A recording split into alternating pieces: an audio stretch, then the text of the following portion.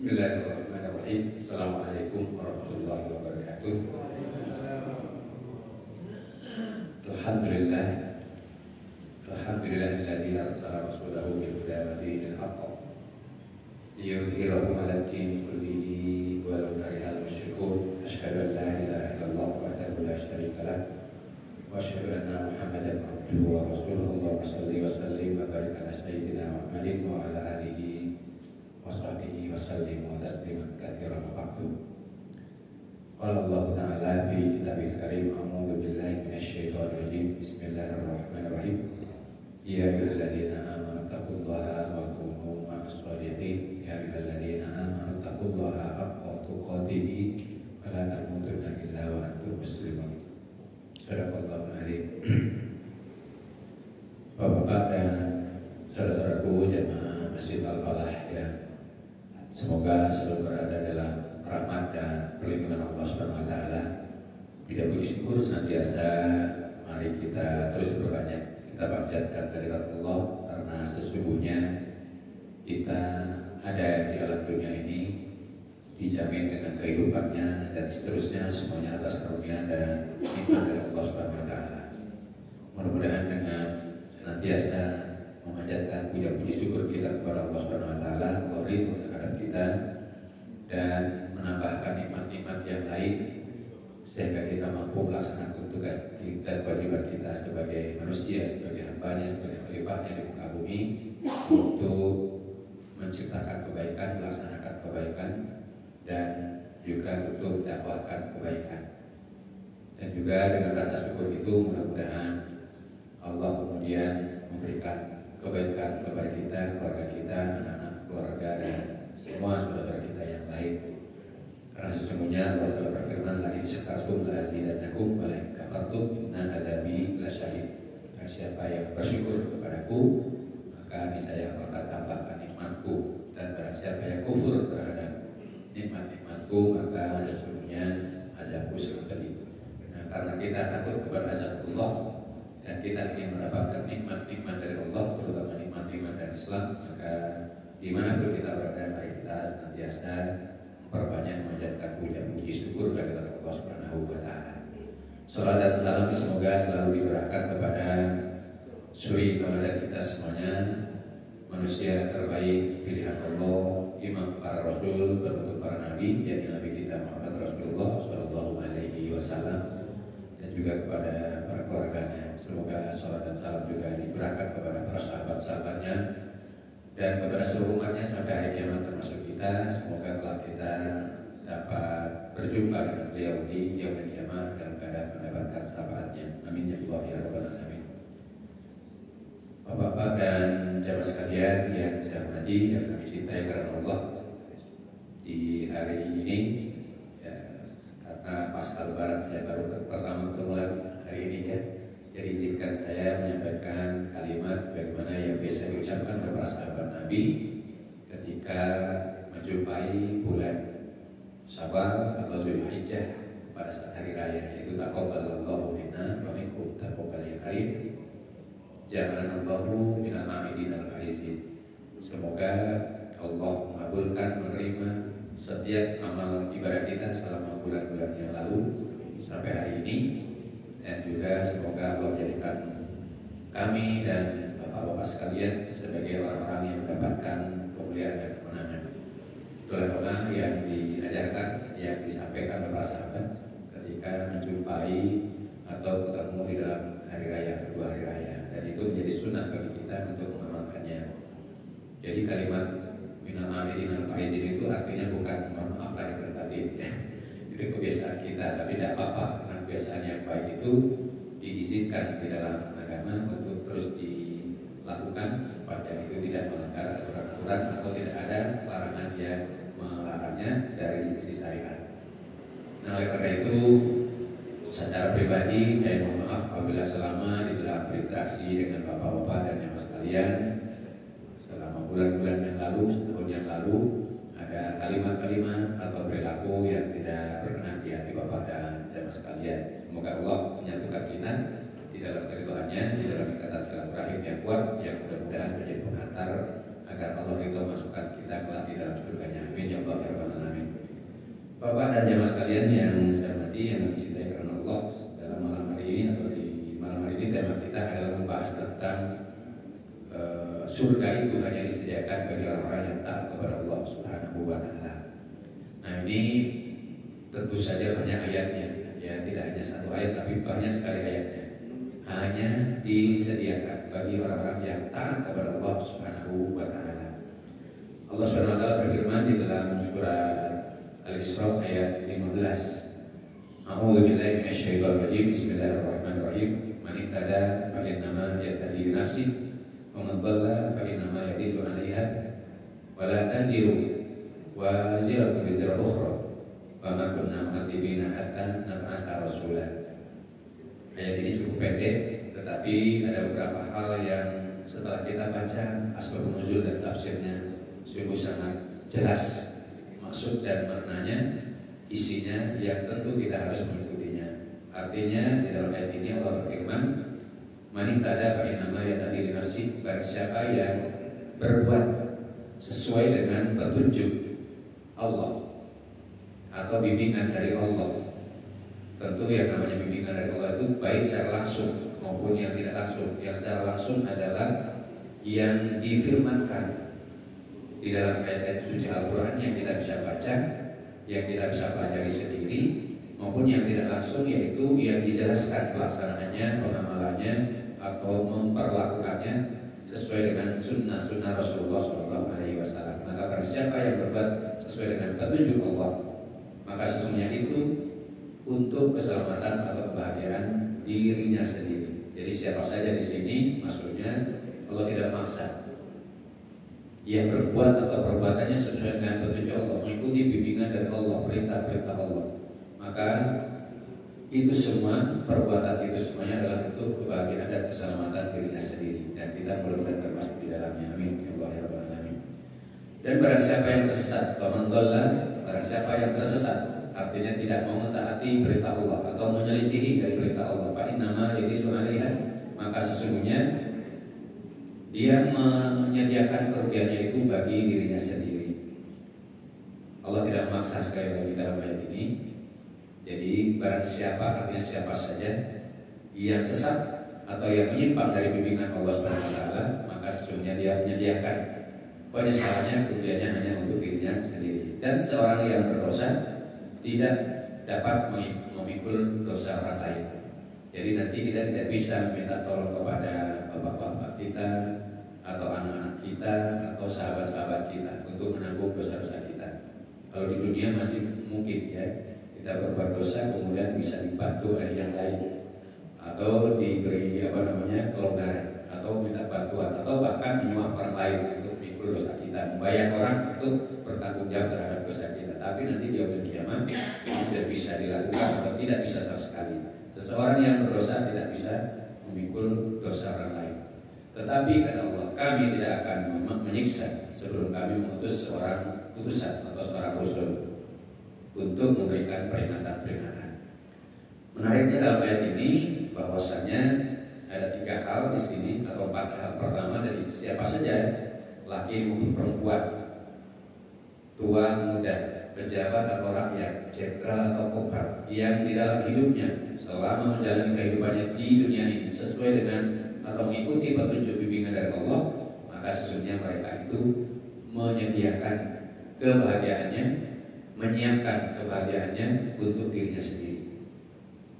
Nah kemudian siapa saja, apakah itu rakyat biasa, orang miskin, orang kaya, orang berilmu atau orang yang biasa saja, orang awam, jenderal, kopral, pejabat atau rakyat, apabila dia menyimpang dari bimbingan Allah Subhanahu wa taala dalam menjalani kehidupannya di muka bumi ini, maka sesungguhnya mereka menyediakan penyesalannya dan tempat tinggalnya untuk dirinya sendiri atau kerugiannya untuk dirinya sendiri. Dan sekali lagi, ketika nanti menghadap Allah, pejabat atau orang-orang yang punya kuasa di muka bumi ini, yang mungkin ketika berbuat dosa kemudian masih banyak yang membela, atau dosanya tanggung jawabnya bisa dilimpahkan kepada orang lain dengan membayar itu saja, nanti di yaumil qiyamah tidak akan bisa sama sekali. Bahkan dia akan memikul dosa orang lain, maksudnya yang disesatkannya. Jadi di samping dosanya sendiri, dosa orang-orang yang disesatkannya atau orang-orang yang dipaksa untuk berbuat sesat, baik dipaksa maupun yang tidak. Orang yang berbuat sesat mengikuti seseorang, dia tetap berdosa. Orang yang menyesatkannya, kalau itu tokoh misalnya, maka dia akan ditambah dosanya yang berkali lipat dari banyaknya orang yang mengikutinya tadi atau yang disesatkannya tadi. Nah, tetapi orang yang sesat tadi tidak bisa memikul dosa orang yang menyesatkan, tetap memikul dosanya sendiri. Ini bedanya kalau tokoh masyarakat, tokoh ulama yang membuat kesesatan atau mengajarkan kepada penyimpangan dari bimbingan petunjuk dari Allah Subhanahu wa taala. Kemudian yang keempat di sini Allah menyatakan kami tidak akan menyiksa sebelum kami mengutus utusan rasul-rasul untuk memberikan peringatan. Yang jadi masalah kalau Rasulullah SAW sudah tiada, siapa yang melanjutkan memberikan peringatan, menyampaikan risalah, yaitu ulama-ulama pewaris para rasul, para dai-dai yang lurus, yang menjelaskan syariat, bimbingan petunjuk dari Allah Subhanahu wa taala dan berdasarkan juga bimbingan Rasulullah Shallallahu alaihi wasallam. Nah, penyesalan penghuni neraka itu sangat jelas. Penyesalan dari akibat perbuatan yang mereka lakukan selama hidup di dunia itu sangat jelas. Allah menunjukkan dan banyak kejadiannya, ya banyak kejadiannya. Penyesalan orang-orang yang durhaka itu banyak kejadiannya. Ketika nyawa sudah di kerongkongan baru dia menyesal. Nah, masalah diterima penyesalannya, tobatnya atau tidak itu urusan Allah Subhanahu wa taala. Tapi secara pribadi saya banyak menyaksikan yang seperti ini. Ketika mohon maaf, saya melakukan ruqyah kepada orang-orang yang seperti dia katakanlah sudah menjelang akhir hayatnya. Penyesalannya sangat jelas kelihatan dengan ketakutan, dengan pokoknya dengan segala fenomena-fenomena yang Allah tunjukkan. Ya, walaupun kita punya kewajiban untuk membimbing, mentalkin dan membimbing terus, ya, tetapi masa akhir hayatnya tapi bagi orang-orang yang sombong, bagi orang-orang yang ketika hidup di dunia merasa hebat dan sebagainya, maka sekedar mengucapkan kalimat tasbih saja sudah tidak bisa, walaupun dibisikkan di telinganya, sangat-sangat sulit untuk mengucapkan itu. Bahkan ketika diminta untuk mengucapkan, apa ucapannya Ustaz? Misalnya saya bilang subhanallah alhamdulillah, yang pendek saja subhanallah, bisa Pak? Bisa. Coba ucapkan. Bagi mengucapkan nggak tahu. Itu semua sudah saya amalkan Ustaz sejak masih anak-anak sampai saya dewasa seperti ini atau sampai menjelang usia tua ini. Tapi coba Pak ucapkannya, nggak bisa mengucapkannya. Jadi malah yang timbul adalah kesombongan. Itu sudah saya lakukan, sudah saya jawabkan sejak masa kanak-kanak sampai hari tua ini. Iya Pak, coba ya Bapak jawabkan itu ucapkan sekarang. Jadi masih timbul Pak Ustaz jangan bunuhin saya. Itu contoh-contoh gitu ya. Jadi seperti itu. Ya ada kesombongan.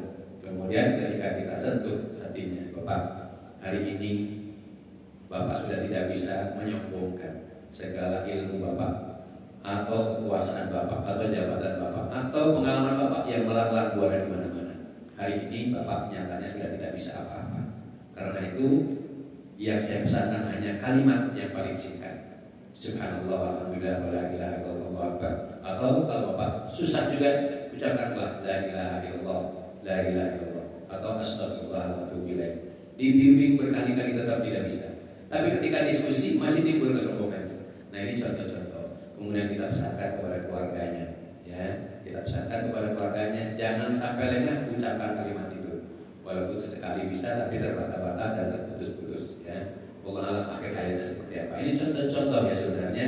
Ketika hidup di dunia, kemudian di dalam melakukan apapun tidak mengikuti bimbingan Allah, bahkan merasa sombong terhadap apa yang dia miliki, apakah ilmunya, gelar-gelarnya yang berderet-deret, jabatannya yang begitu banyak di lembaga pemerintah maupun swasta, ya yang banyak sekali jabatannya, kemudian melanglang buana kemana-mana, ternyata di masa tuanya masih post-post syndrome, masih merasa berkuasa, anaknya diomeli, istrinya diomeli, padahal sudah tidak bisa apa-apa, ya maki-maki, keluar kata-kata kasar dan sebagainya. Itulah yang mengundang saya anaknya atau istrinya untuk membimbing. Tapi ketika diskusi dan sebagainya, ya cukup lama, agak susah, bahkan sampai 2 jam kadang-kadang. Nah saya hanya ingatkan, tidak lagi ada kata-kata madu fikih, tapi ucapan-ucapan terakhir itu saja, supaya dihilangkan kesombongan. Saya ucapkan hadisnya, Bapak tidak akan pernah masuk surga orang yang di dalam hatinya ada kesombongan meskipun sebesar bizar. Hari ini Bapak tidak boleh sombong lagi.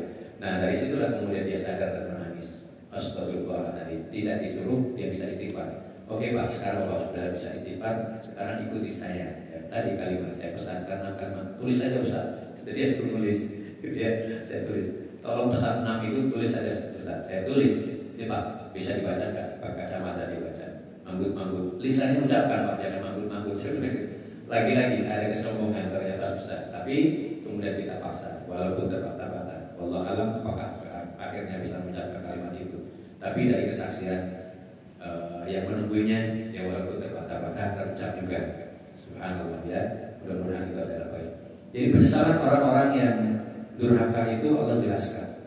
Dijelaskan di dalam surat Al-Mulk ya. Surat Al-Mulk bisa dilihat di ayat 8 sampai 10. Allah Subhanahu wa taala berfirman, "Kullama ulqiya fiha faujun sa'alahum khazanatuha alam ya'tikum nadhir." Setiap kali ada sekumpulan orang-orang kafir yang dilemparkan ke dalamnya, maksudnya ke dalam neraka, penjaga-penjaga neraka itu bertanya kepada mereka, "Apakah belum pernah ada orang yang datang memberi peringatan kepadamu ketika hidup di dunia?" Nah, ini pertanyaan ini nanti terjadi. Jadi kalau saya cerita tentang tadi kisah-kisah rukyah orang itu bukan untuk membuka aib, tapi untuk mengambil pelajaran.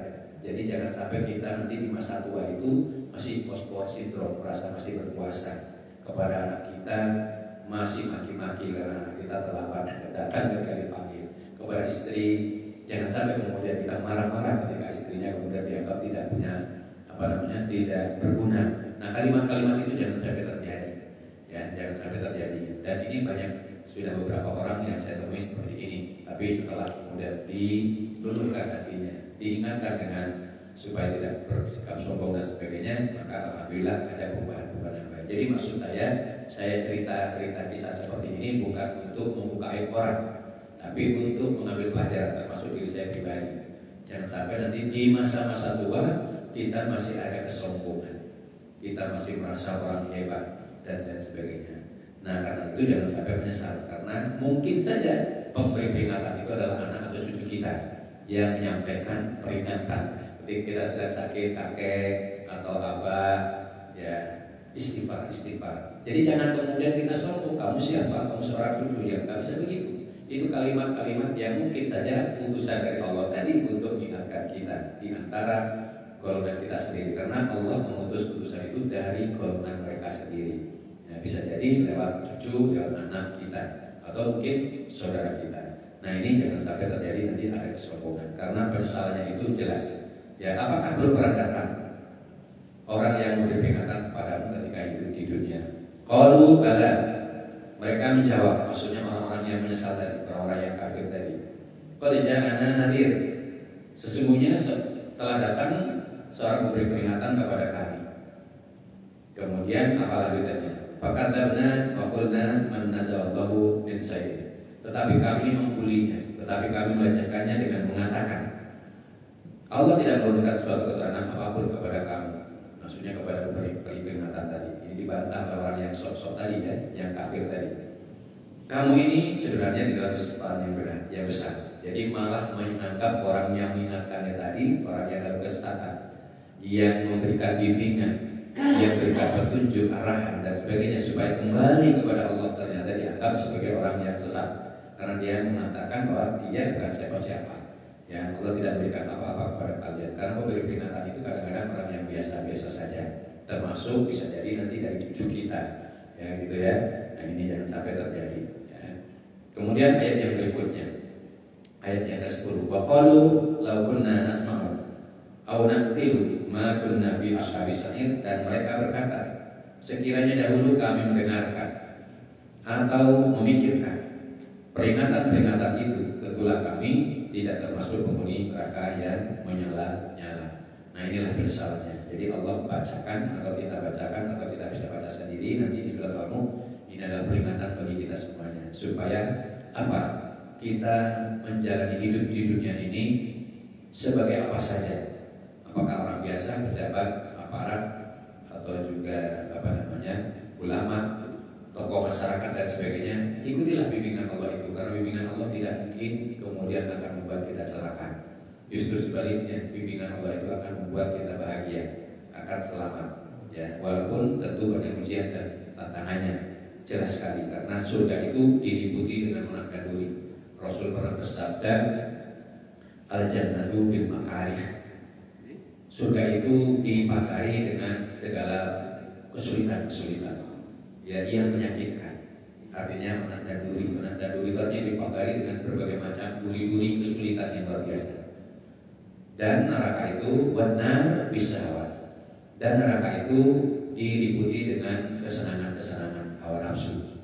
Artinya orang-orang yang ketika hidup di dunia memperturutkan hawa nafsunya, bisa jadi kesudahannya nanti adalah neraka. Naudzubillahi dari.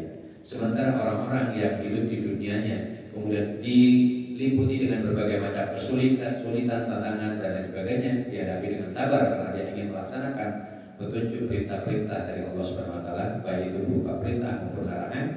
Dia istiqomah dengan kesabaran, dengan segala perjuangannya, dengan segala tantangan dan permusuhannya, dia jalani dengan terus-menerus. Maka bisa jadi itu bagian dari cara Allah untuk memasukkan kita ke dalam surganya.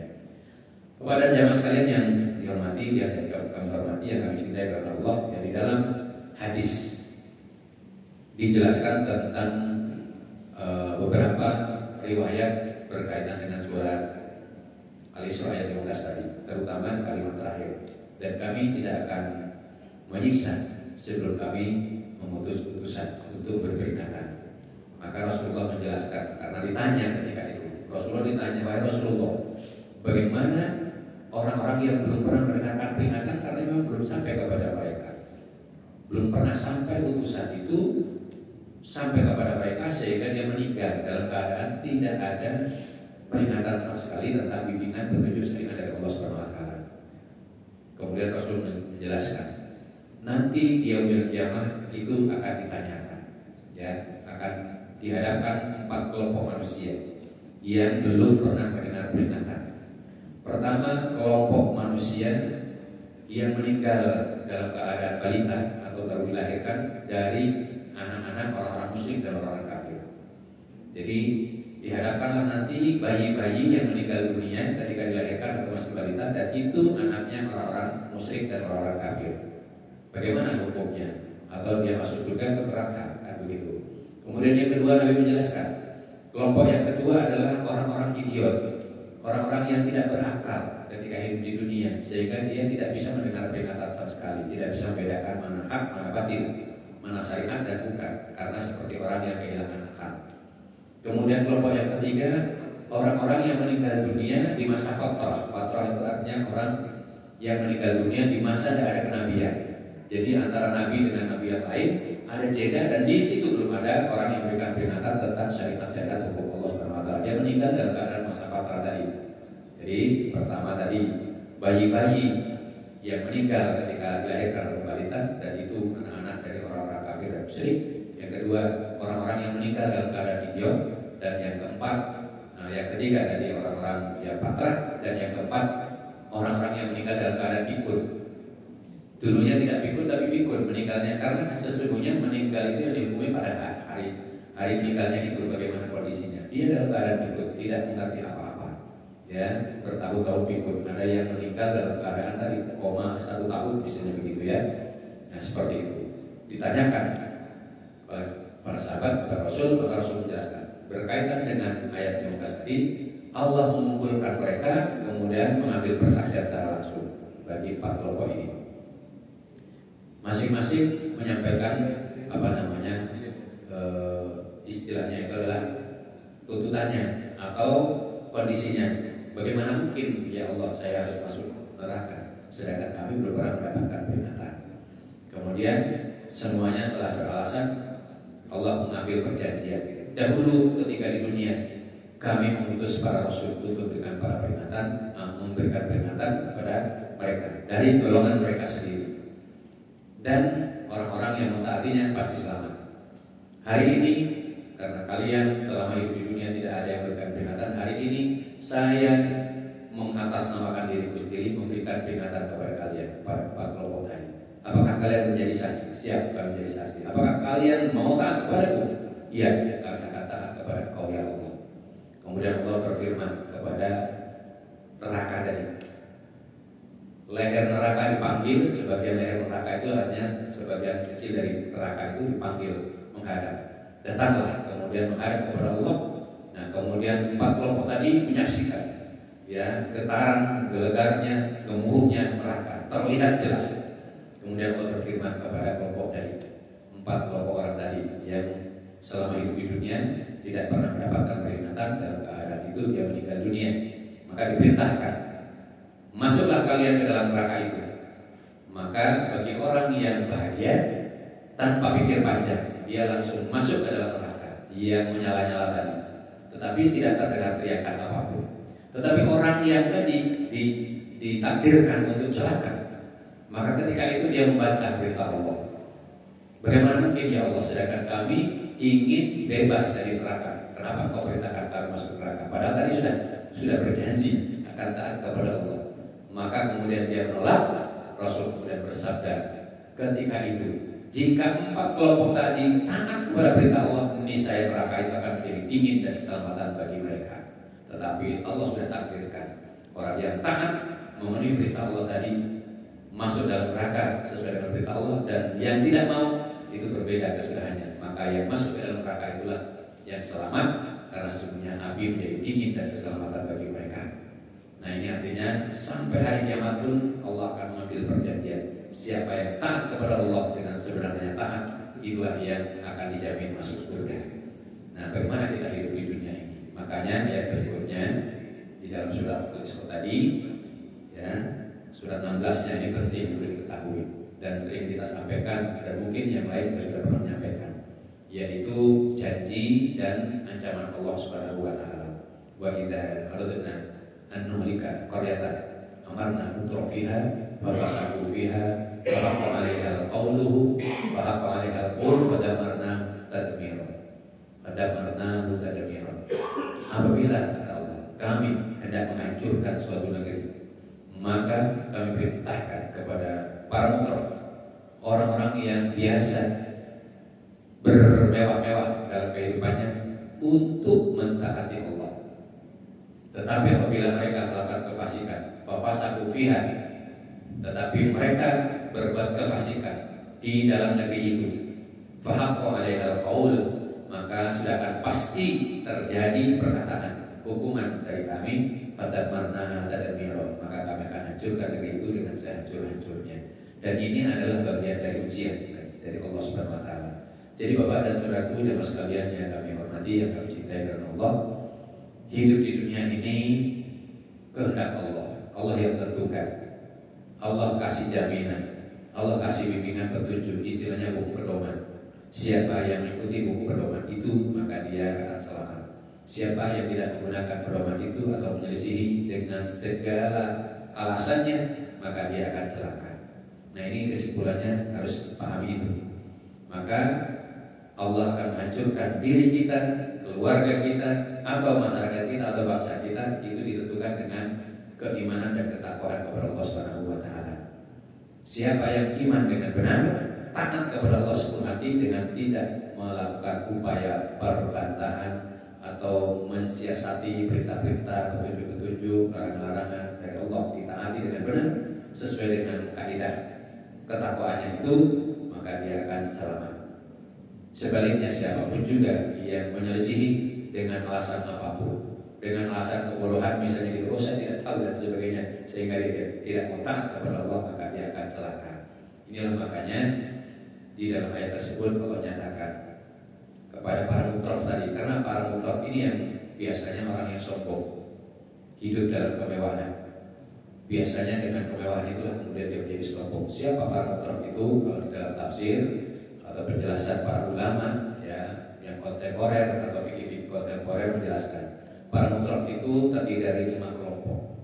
Kalau tadi yang excuse atau minta tuntutan tadi 4 kelompok yang ketika hidup di dunia tidak mendengar peringatan karena kondisinya memang seperti itu, takdir Allah. Kalau ini ada 5 kelompok yang dijelaskan oleh para ulama. Pertama yaitu para penguasa. Kenapa penguasa? Karena penguasa itu ditaati oleh rakyatnya. oleh siapapun juga. Setiap penguasa ditaati. Dan di dalam Islam pun umara itu untuk ditaati. Ya, makanya kita tidak boleh sembarangan memilih umara atau penguasa karena wajib ditaati. Nah, kalau penguasa itu adalah yang zalim, ketika taat kepada orang yang zalim kita bakal celaka juga, gitu ya. Maka penguasa itu biasanya suka hidup mewah, lebih daripada yang lain. Ya, apalagi kalau penguasa itu penguasa yang tidak beriman atau tidak didasari dengan iman dan takwa. Ya, dia tidak paham terhadap kewajibannya di hadapan Allah Subhanahu wa taala, sumpahnya ketika masih di alam ruh, maka dia akan menjadi orang yang mutrof, suka dalam kemewahan. Nah, penguasa itu hidup mewah itu tidak dengan caranya sendiri, tetapi juga dengan cara yang lain, dibantu kelompok yang lain, yaitu para pengusaha atau orang-orang yang tajir, para pedagang, pengusaha. Nah, pengusaha biasanya orang-orang yang hidupnya mewah-mewah. Nah, supaya usahanya tidak terhalangi dan terlindungi, maka dia minta ada undang-undang atau peraturan-peraturan dari masyarakat sekitar situ yang bisa melindungi usahanya.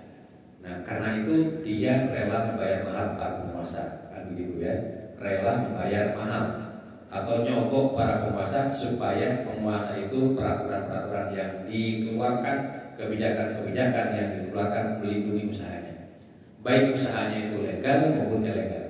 Pada prinsipnya seperti itu. Maka penguasa dan pengusaha biasanya berkolaborasi. Ya.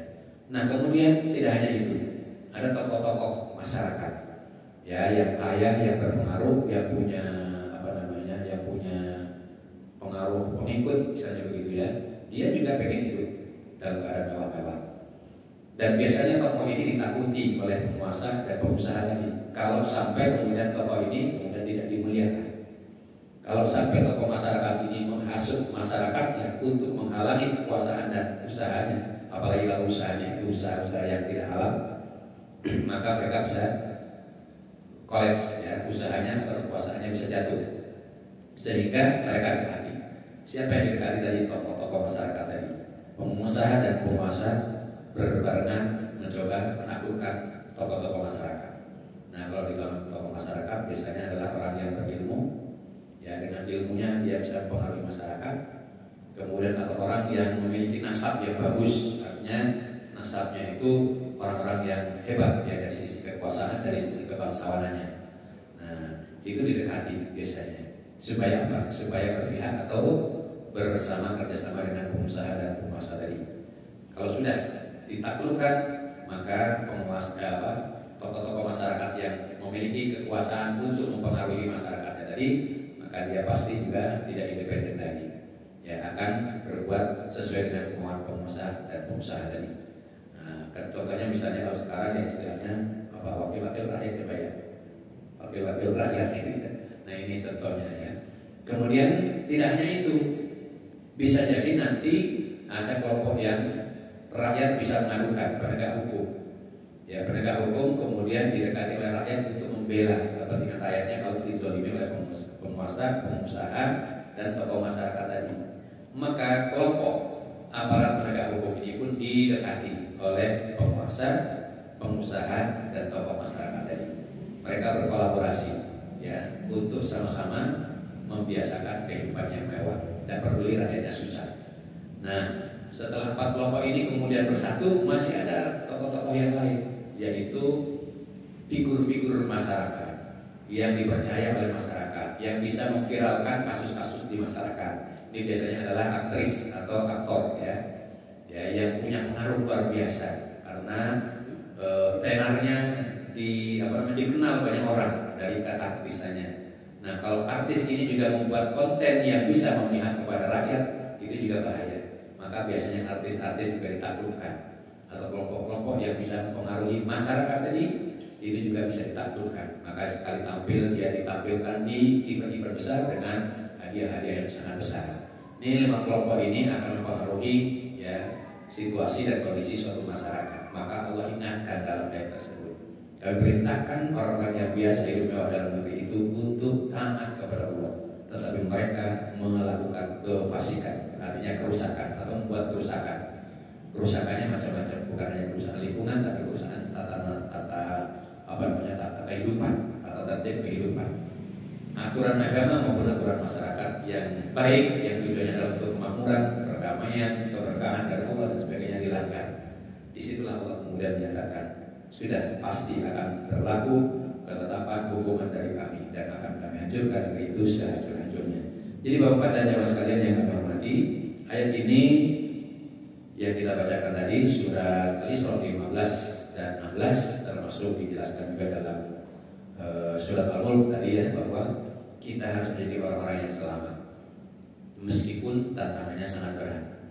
Meskipun kita menjadi orang yang kadang-kadang untuk menegakkan kebenaran itu dalam keadaan sendirian, seolah-olah sendiri, maka kita harus istiqomah, konsisten di dalam menegakkan kebenaran, menyampaikan kebenaran.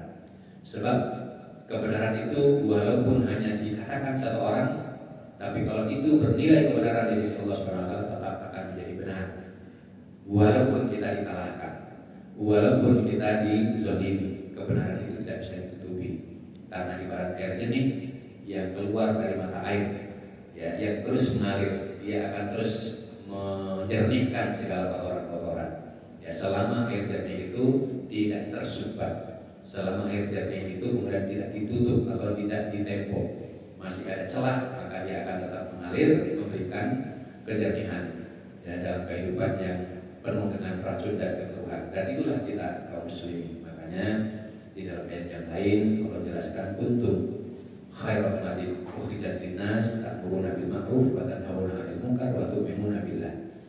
Kalian wahai umat Islam adalah umat yang dilahirkan sebagai umat yang terbaik dengan catatan memenuhi kriteria dari Allah Subhanahu wa taala, yaitu beriman kepada Allah ya. Kuntum khairu ummatin ukhrijat linnas ta'muruna bil ma'ruf wa tanhauna 'anil munkar wa tu'minuna billah. Yang mana kewajiban yang harus dilakukan adalah senantiasa mengajak orang lain untuk berbuat kebaikan dan juga mencegah segala bentuk kemungkaran, baik secara bersama-sama maupun sendiri-sendiri. Ya, dan itulah beratnya nahi mungkar itu. Didasari dengan batu minuna billah. Walau amana ahlul kitab, seandainya ahlul kitab itu mau beriman untuk minuna billah, maka niscaya itu bagi mereka. Ya, tetapi mereka kebanyakan adalah orang-orang yang kafir, ya, paksa umul fasikun, mereka adalah orang yang fasik.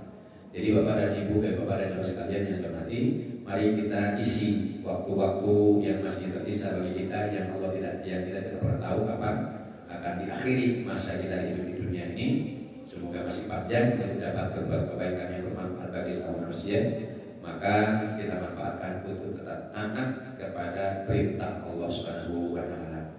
Baik itu terhadap perintah-perintahnya maupun terhadap larangan-larangannya. Perintahnya dijalankan, larangannya ditinggalkan.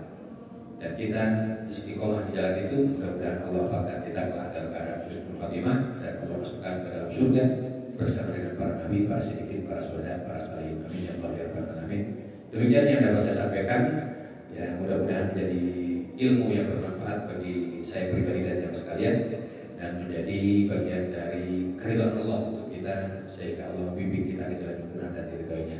Sekali lagi terima kasih, mohon maaf apabila ada kesalahan-kesalahan. Subhanallah wa bihamdika asyhadu an la ilaha illa anta astaghfiruka wa atubu ilaik. Billahi taufiq wal hidayah. Assalamualaikum warahmatullahi wabarakatuh.